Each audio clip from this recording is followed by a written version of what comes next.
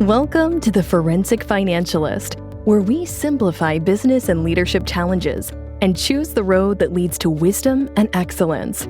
We discuss tough issues facing business and figure out easy-to-implement solutions. Using the rearview mirror approach, we look in the rear view to move towards a brighter future. Here's your host, Jeff Newkirk. Welcome to the Forensic Financialist, where we aim to improve your business and help you grow both personally and professionally. I'm your host, Jeff Newkirk. Today we're going to start a new series on leadership. Leadership, I think, is so important. It is what really can drive the success of the company or really hinder the success of a company. And I think there are 13, and I call them absolutes of leadership. Now, let me say up front, these are not new terms. You will have heard them before. I like a lot of John Maxwell's leadership principles, Simon Sinek, Patrick Lencioni, a number of leadership gurus out there. So I want to make sure to give credit where credit is due. I do what I can to read as much as possible, and everything that I've learned and experienced, these are the 13 that I think really are essential, and I call them absolutes, that will create a strong leader. And I think there are degrees. It's not like all of a sudden you are at the top of your game with one of the absolutes. You're the very best possible. It's a scale. You start out square one or ground zero, and you move your way up. John Maxwell talks about the 5 levels of leadership, and I couldn't agree more. And there are different growth opportunities as you become a better leader, stronger leader. But what I want to talk about in these 2 episodes is what I consider the 13 absolutes. So today I'm going to run through all 13. We're going to spend a couple minutes on a few of them. And then in the second episode, or the second part of this leadership series, we'll talk about a few of the other absolutes. So let's get started. Absolute number 1, good heart. Good heart. 2, energetic. 3, perseverance. 4, courage. 5, positive attitude. 6, good communicator. 7, serve. 8, disciplined. 9, humility. 10, vision 80, tactician 20. 11, the triple L. 12, faithful.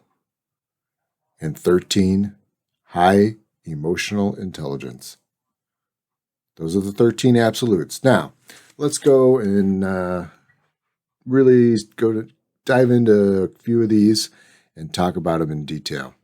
Let's go back to number 1, good heart. Good heart. What do I mean by a good heart? Well, I think you have to have character, integrity, and honesty. That's all part of having a good heart. I remember several years ago, one of my proud parent moments, and believe me, I had a lot of moments that weren't necessarily proud parent moments, but this one particular situation, I look back at it and I think, oh, good, I actually did something good there. So my son participated in youth wrestling, and we had to sign him up for the program for the season, which was at the high school. And on our way out of the high school, we were the only 2 in the hallway. It was a Saturday morning, and there was a $20 bill laying in the hallway. And my son said, "Oh man, $20, awesome!" And I said, "Well, yeah, that's awesome." And he picked it up, and I said, "Well, put it over there on top of the garbage can. Not in the garbage can, but on top of it, so somebody could see it." And he looked at me like, "Are you crazy? It's $20, man. And I said, hey, bud, did you earn that $20? No. Well, is that your $20? And he said, with a long face, no. I said, well, then we can't take it. Put it back or put it on top of the garbage can. He said, well, somebody else is going to take it. I said, well, that's somebody else's decision. My dad used to always say, the world's full of choices. You got to make yours. Well, in that situation, we had a choice. We could have picked up that $20 and went on our way. Could have taken him to McDonald's and, bought him a Happy Meal or something. But that wasn't the right thing to do.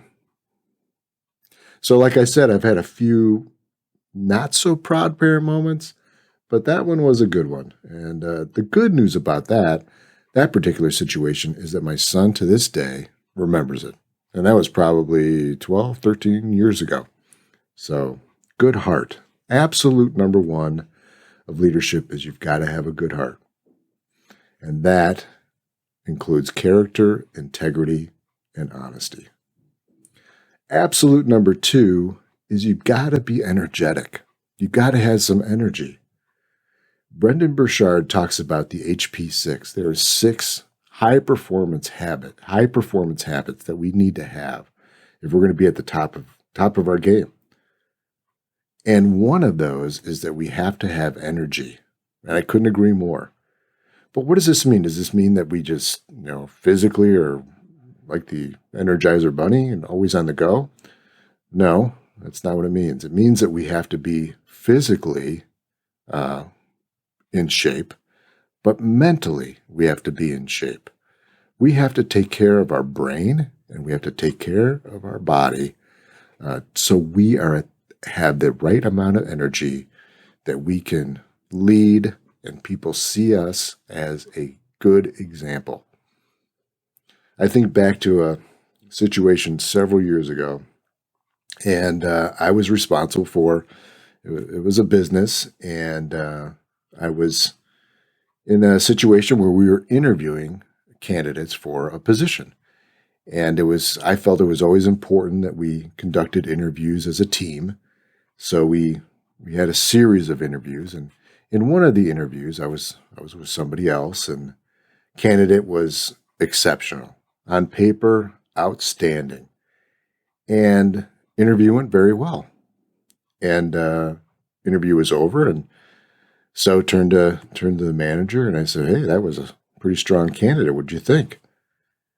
And our manager said, well, yeah, pretty strong candidate. Okay, yeah, pretty good. I was like, well, what gives? What's the hesitation? And she said, well, I think that candidate had snuffleupagus syndrome. And I was like, snuffleupagus syndrome? And she said, yeah, no energy. So, okay, for those that know Sesame Street and remember the character Snuffleupagus, sort of a character with low energy. And for this particular position anyway, we needed somebody that did have some energy and could make it through the day.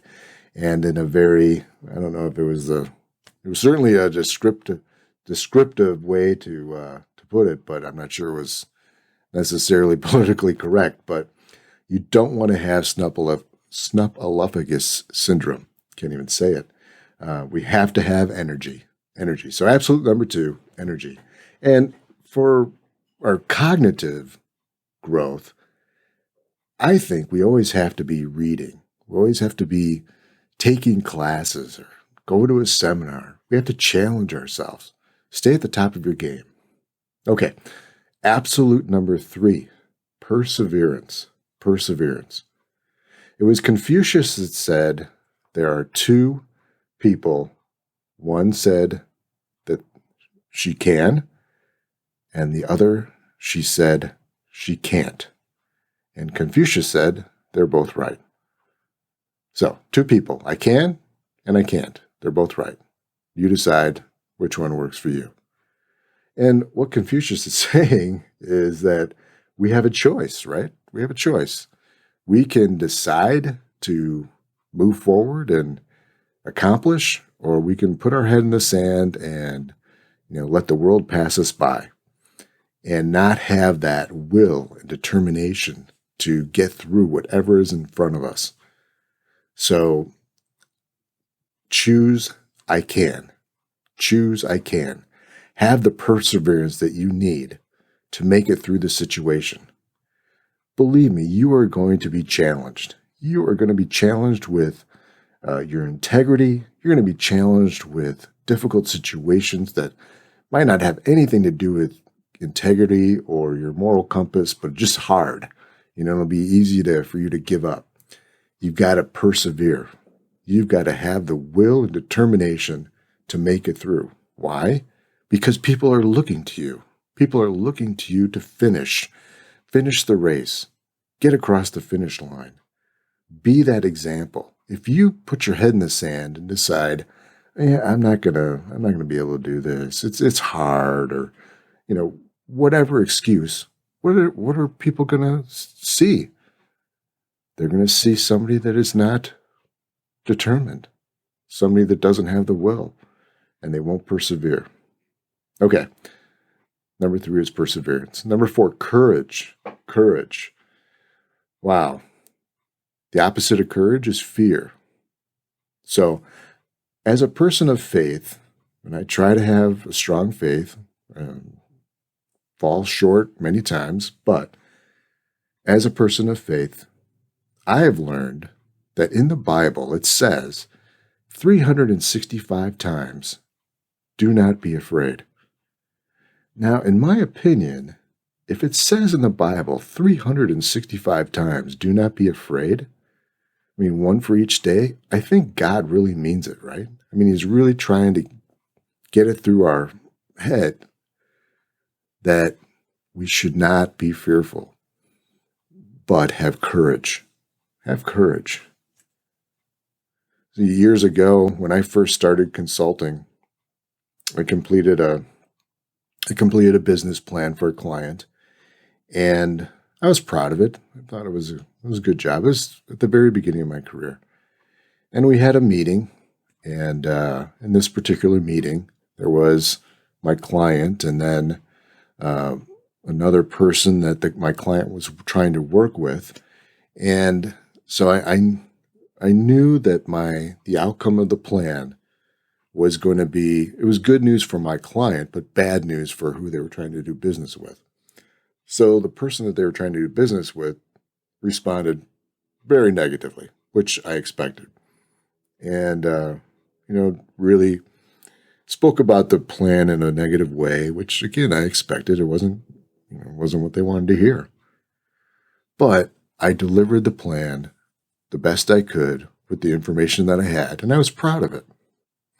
Meeting ended, and my client called me back and said, "Well, that's a great plan, Jeff. Good job. One problem, though, it just is not quite what we need."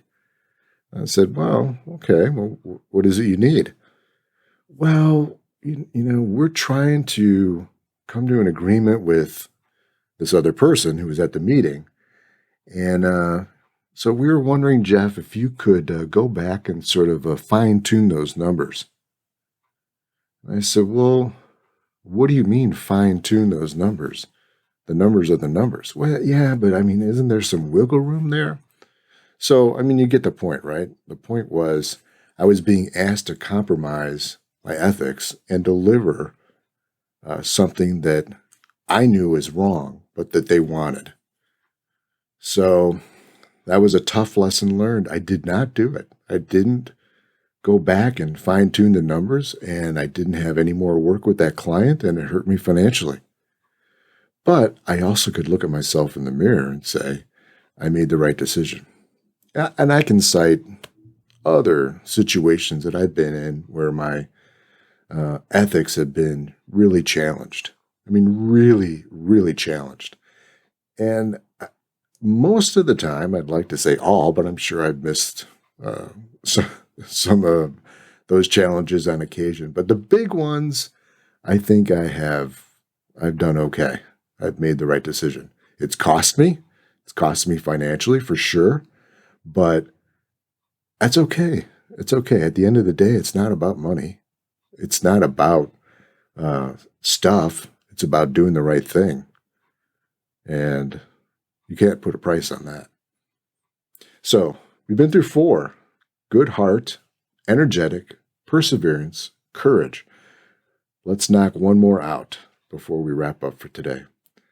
Positive attitude. Positive attitude. John Wooden, famous basketball coach from UCLA, once said, "Make each day your masterpiece." What a great saying. Make each day your masterpiece. Basically, he's saying at the beginning of each day is like a blank slate. It's whiteboard. You do whatever you want with it, but it's up to you. It's not up to anybody else. Nobody else is going to make your masterpiece. You make your masterpiece. It's up to you. And you have a choice. You can either have a positive attitude, or you can have a negative attitude and say, woe is me, and never apply anything to the whiteboard. Keep the slate blank, so at the end of the day, you have nothing to show for it. I've always said when you're looking to hire somebody, when you're in a hiring situation, you're going through the interviewing process, you always want to look at somebody's attitude more than their skill. Depending on the job, you can train skill. You can teach somebody the details of the job, the tasks associated with it, but you can't teach somebody to embrace the day, or as I like to say, attack the day. Really attack the day with that positive attitude that says you're going to make a change. You're going to make it happen today. You can't really teach that. It has to come from inside. And you can see that in somebody. I mean, you pass somebody on the street, if they're, looking down and have a frown, you wonder if are they positive? I don't know, but they're not friendly. As opposed to somebody that has a smile on their face and they have energy and, hey, how you doing? Good to see you. It's a big difference. Big difference. Positive attitude is contagious. And so is a negative attitude. You want to be around sunshine or you want to be around clouds and rain? I choose sunshine. Okay, that's 5. Good heart, energetic, perseverance, courage, positive attitude. That'll do it for this episode. The next episode, we are going to go into good communicator, serve others, disciplined, humility, vision, 80, tactician, 20, triple L, faithful, and high emotional intelligence. I hope you got something out of this episode. I really like talking about leadership. It really gets me excited when I know that we have the opportunity to build stronger leaders. And that's what we need. That's what we need these days, strong leaders. So I hope you got something out of today's episode, 1 or 2 nuggets that you can apply right away, and maybe even got a little inspired. I hope you had a great day. Make tomorrow even better. Peace, everyone. You've been listening to The Forensic Financialist, where we simplify business and leadership challenges and choose the road that leads to wisdom and excellence. To learn more about Jeff, visit his website at understandablesolutions.com or email Jeff at jeff@understandablesolutions.com. Mentioning this podcast will get you a complimentary discovery session with Jeff. Until next time.